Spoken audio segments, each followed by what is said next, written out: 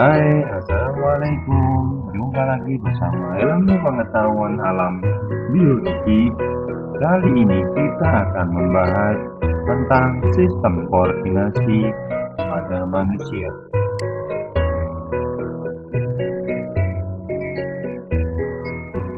Tubuh manusia terdiri dari berbagai macam alat atau organ. Masing-masing organ memiliki fungsi tertentu dalam menunjang aktivitas tubuh.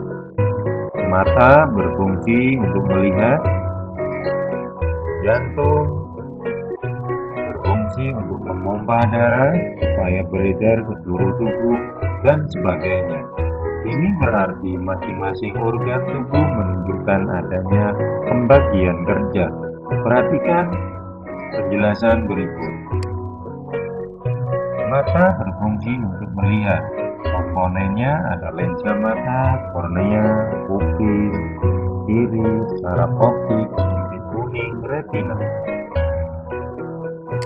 Paru-paru yang berfungsi sebagai organ pernapasan terdiri dari bronkus, bronchiolus, alveolus.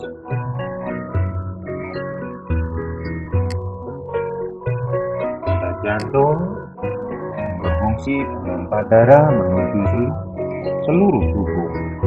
Ada serambi kanan, serambi bilik kanan, serambi kiri, bilik kiri, saraf otot.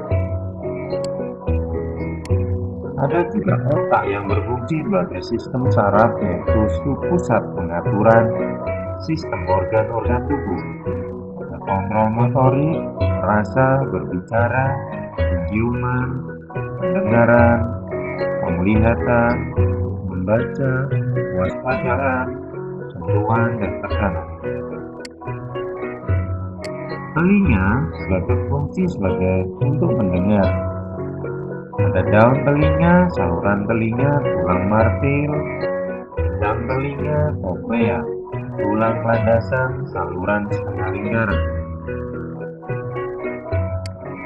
Ada juga sistem otot yang berfungsi penggerak rangka tubuh. Itu semua adalah sistem-sistem yang ada di dalam tubuh manusia, dan itu semuanya butuh koordinasi. Bagaimana organ-organ tersebut dapat bekerja secara fisik dan rapi tanpa kesalahan? Agar organ yang berbeda dapat bekerja sama dengan baik, diperlukan adanya koordinasi.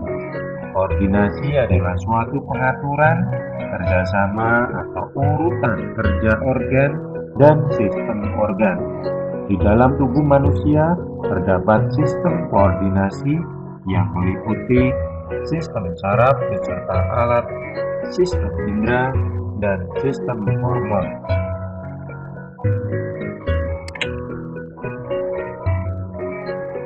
Baik, kita langsung menuju sistem saraf. Sistem saraf sangat berperan dalam iritabilitas atau kemampuan menanggapi rangsangan. Sistem saraf merupakan sistem koordinasi atau pengaturan tubuh berupa pengantaran impuls saraf ke susunan saraf pusat, pemrosesan impuls saraf, dan perintah untuk memberi tanggapan rangsangan. Secara umum, sistem saraf pada manusia memiliki fungsi sebagai berikut. Sebagai penghubung antar tubuh dengan dunia luar melalui alat indera, mengatur dan mengendalikan kerja organ-organ tubuh sehingga dapat bekerja sesuai fungsinya.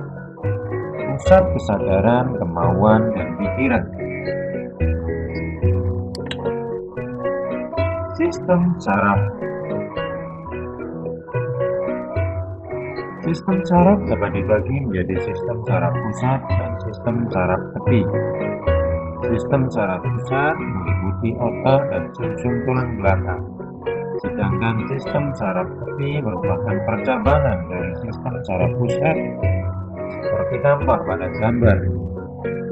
Alat tubuh yang berfungsi sebagai reseptor rangsangan adalah indera. Indera adalah bagian tubuh yang memiliki ujung saraf sensori yang peka terhadap rangsangan tertentu.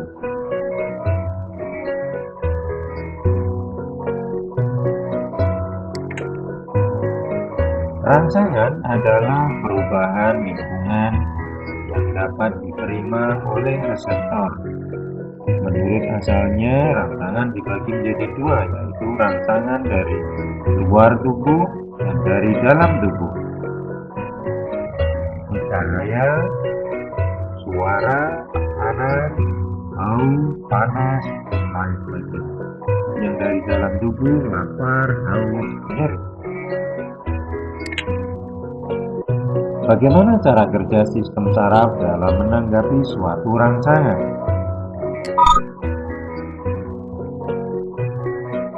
Rangsangan panas akan dilanjutkan ke kulit atau saraf sensorik. Selanjutnya dilanjutkan ke sumsum tulang belakang atau otak, saraf pusat, lalu dialirkan ke saraf motorik, lalu diarahkan ke bagian afektor. Reaksi tubuh adalah bergerak. Demikian penjelasan mengenai sistem saraf.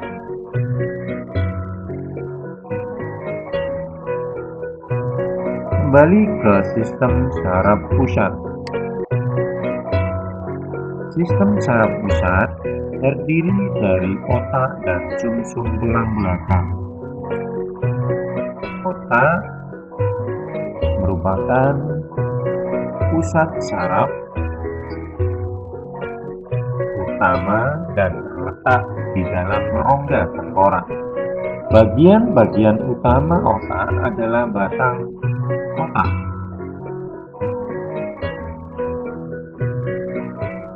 otak besar atau cerebrum, dan otak kecil atau cerebellum. Batang otak terdiri atas sumsum lanjutan atau medulla oblongata, jembatan Farol atau pons Faroli, dan otak tengah atau mesencephalon.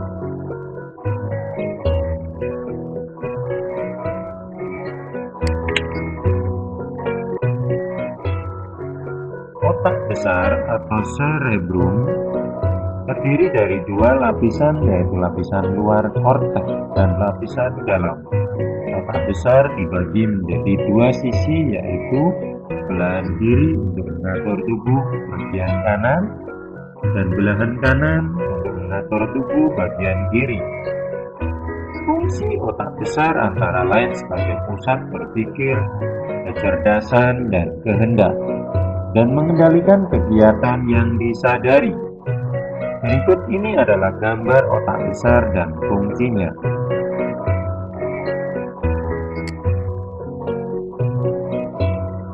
Area sensorik, area motorik, lobus frontal atau depan, asosiasi, ciuman, pendengaran, lobus hipotal, lobus parietal, dan frontal.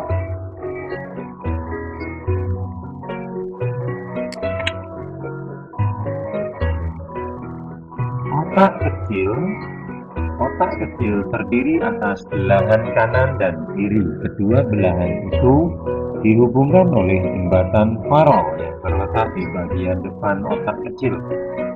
Otak kecil berfungsi untuk mengatur keseimbangan tubuh dan mengkoordinasikan otot-otot sebagai alat gerak.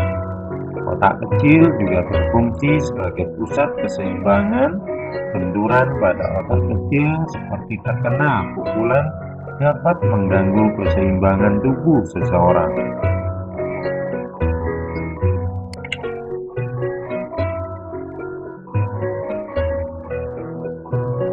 Sumsum lanjutan atau medulla oblongata. Sumsum lanjutan merupakan penghubung antara otak kecil dan sumsum tulang belakang. Oleh karena itu, sumsum lanjutan disebut juga sumsum penghubung. Sumsum lanjutan terletak di bagian bawah otak besar, di depan otak kecil. Fungsi sumsum lanjutan adalah mengatur denyut jantung, kecepatan pernapasan, suhu tubuh, tekanan darah, dan kegiatan tubuh yang tidak disadari.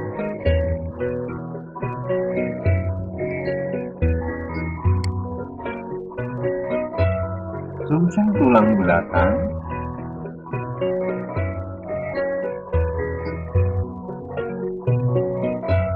terletak di dalam rongga ruas-ruas tulang belakang. Sumsum tulang belakang memanjang mulai dari ruas tulang leher sampai tulang pinggang yang kedua. Susunan sumsum tulang belakang sama seperti susunan lanjutan, yakni tersusun atas dua lapisan. Lapisan luar berwarna putih berisi dendrit dan neurit, sedangkan lapisan dalam mengandung banyak sel saraf. Ini adalah meninges, sumsum tulang belakang, ini adalah tulang belakang.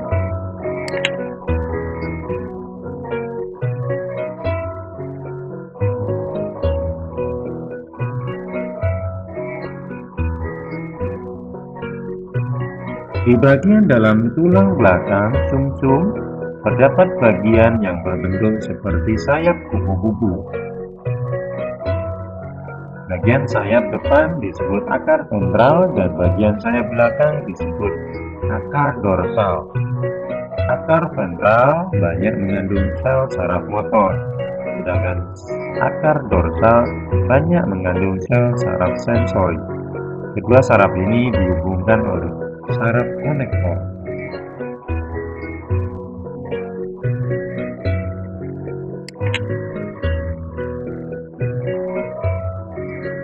Sumsum tulang belakang berfungsi sebagai pusat gerak refleks, menghantar impuls sensori dari alat indera ke otak, menghantar impuls dari otak ke otot tubuh.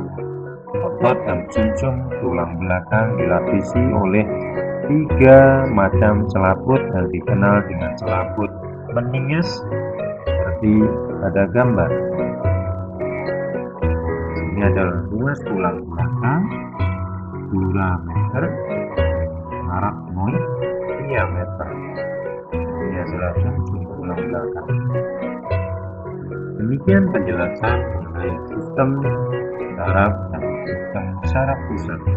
Semoga bermanfaat. Assalamualaikum warahmatullahi wabarakatuh.